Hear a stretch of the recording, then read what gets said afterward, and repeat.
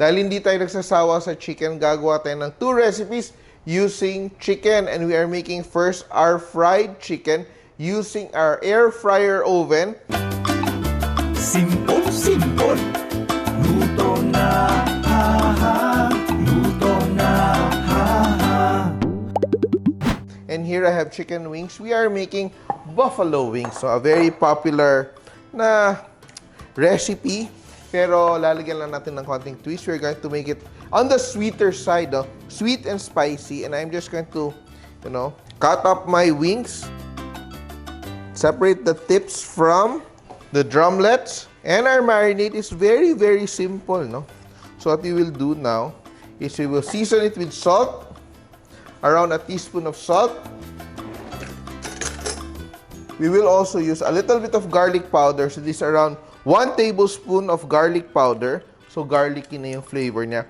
And the garlic powder, may konting salt din siya, may konting alat. So let's not overdo our salt. Toss it together. Maganda siya pag you let it sit for a while para mag-marinate siya.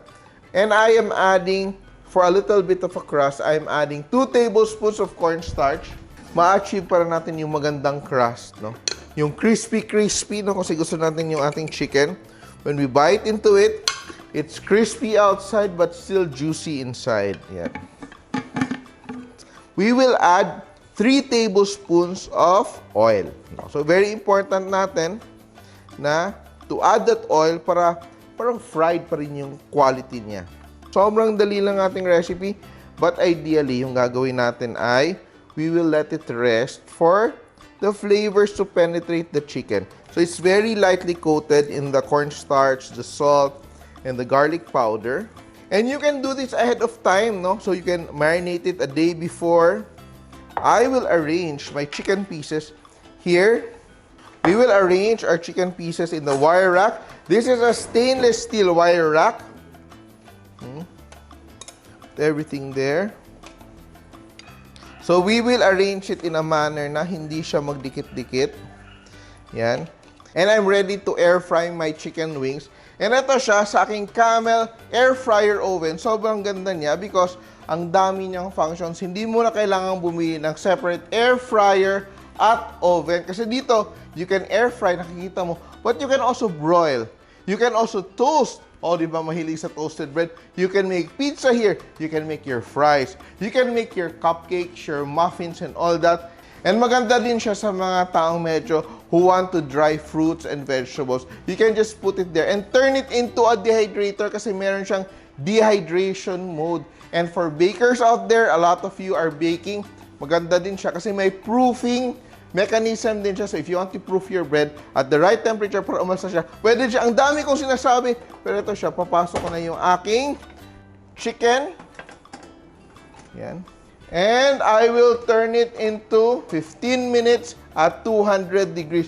Di ba usually pag nagbe-bake tayo or gumagamit ng oven, kailangan mong i-preheat. Pag nakalimutan mo, paano na? Tatagal yung pagluto mo. But this one, because it has a fast heating mechanism, ay in 1 minute, achieve na yung desired temperature mo. Kaya, just click on it and wait. And maluluto na yung ating chicken.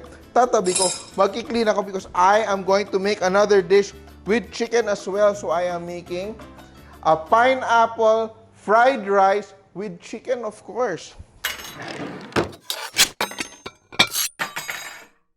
So I have my main ingredients here. I have my chicken, as I said. But I am also adding some dried fish. Ito, gamit ko labahita. So, inspired to by the salted fish fried rice, which is my favorite in the Chinese restaurants. So, we're just adding a little bit of pineapple. Fresh pineapples for a little bit of sweetness. So, I'm going to dice my chicken breast. Yan. Everything ready. Chunky chicken. Hindi natin masyadong liitan yung ating chicken. Yung labahita natin, yung dried labahita, I've soaked it in water for, at least you can soak it overnight or just an hour. And you just cut it into pieces. Siguraduhin mo lang yung mga, matanggal mo yung mga pin bones ng ating fish para hindi kayo matinik dito sa ating dried fish. Yan. So ito siya, just to add that nice saltiness and that nice fishy flavor, salted fish flavor. Yan, so that's done. I also have some garlic here.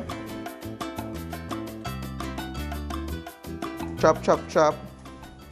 And the secret to good fried rice is using cold rice. Dapat may kaning lamig. Yan. So, para buhaghag yung ating fried rice. My leeks are here. Chop it again. You can also add chorizos if you want. Chinese chorizo. Yan. Yeah, very nice. And I also have eggs here. I have 2 eggs. I will make scrambled eggs. 2 eggs. And I will just add a little bit of water to make it fluffy. So that's what I do when I make fried rice. I add a little water. Just around a tablespoon of water. And beat the eggs. Yan. And I turn on my Camel gas range. So we have a 4-burner stove top. And we will start off by sauteing. Simple saute.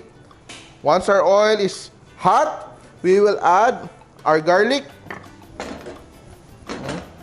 Saute our garlic.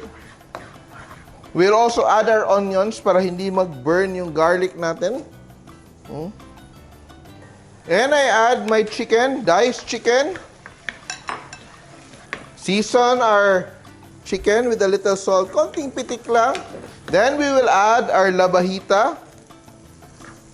Our dried fish.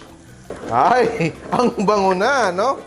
And I will also add ginger. So meron tayong a little bit of minced ginger.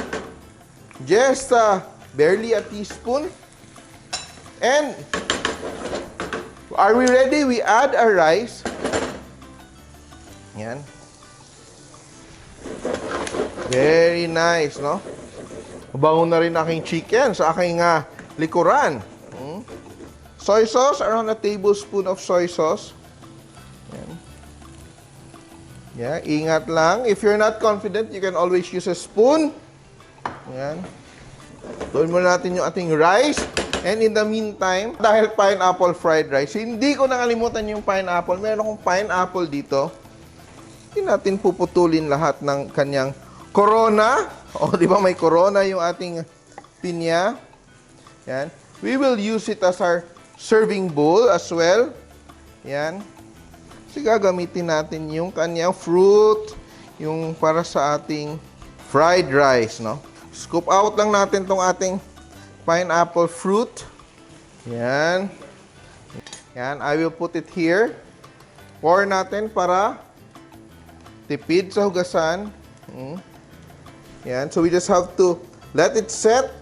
Tilt our pan. So you don't want na i-scramble mo yung eggs, ihalo mo kagad sa rice. Because kung hindi siya mag-set, hinalo mo, hindi mo na makikita yung streaks of egg, no? And we want to see those streaks of scrambled eggs in our fried rice. Pero in between yung gagawin natin while we are waiting, babalik na rin natin yung ating chicken para it cooks and it browns evenly. Yan. So look at that. So maganda dito, may ilaw siya so I can see my chicken. And look at that, no, medyo gumanda siya. And may drip pan. It has a drip pan so you don't have to worry. The oil will be dripping all over the place. And look at that, kahit naglagay tayo ng konting oil, it just helps the chicken become nice and golden. Look at that, golden na siya. And just turn it around para it's crisp on both sides. And continue air frying chicken. Very nice. Black pepper. And eto, paghalo ko, a little bit of cilantro and the green part of our leeks. Very nice. Sabay ko siya ilalagay with our pineapple. I add my pineapples. We don't want to cook the pineapples. We just want them warmed up. And ito siya. Very nice. Sesame oil. Finish with sesame oil. And ready na tayo to plate. May tira pa sa akin. Yan. I will just use the same pan. To add some nice garnish, I will just toast some cashew nuts. And while waiting for my nuts to cook, ako ay titikim ng aking pineapple fried rice.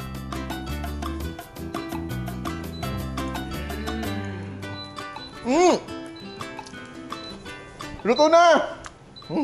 Wait. Wait ka ha. Yan. Very nice. Sira diet. Ang hirap mag-shoot kaya, no? Natatakam ka, pero bawal. Top with cashew nuts. A little bit of crunch. So interesting. And this is the easiest part. Oh, hindi pa na yung easiest part yung kain. Pero ito siya. Yan. Oh, may pailaw tayo ha. And look at that, our chicken. Wow. And ito siya, hindi na natin lulutuin separately yung ating buffalo wing sauce. So what do I do now? While mainit pa yung aking chicken, kuha ko ng butter. Yan. Kasi nagda-diet tayo, di ba? Yan. Isa lang, pwede yung more. Yan. Toss natin to melt the butter, no? Kasi kung ihuli natin, mabubuo siya. So, while everything is hot, we toss our butter to let it melt. Combine lang natin ang ating hot sauce. How much hot sauce do you want? It's up to you. I'm using 1/4 cup of hot sauce and honey. Konting honey lang. Honey, my love, so sweet, di ba? Pag may konting anghang, di ba, hindi nakakaumay. O, di ba? Dapat may spiciness din. Wala na tayong luto-luto. And we will just, my butter is melted. And I will just drizzle hot sauce and my honey mixture together and it's done, oh. Simple! Di ba? Chicken. Nice ba? Nice? Is it nice? Is it nice? It's nice. Yan. And here it is. Our very delicious and nakakatakam na recipes for today. Pineapple fried rice with chicken and cashews. And of course, our sweet spicy buffalo wings. Simple!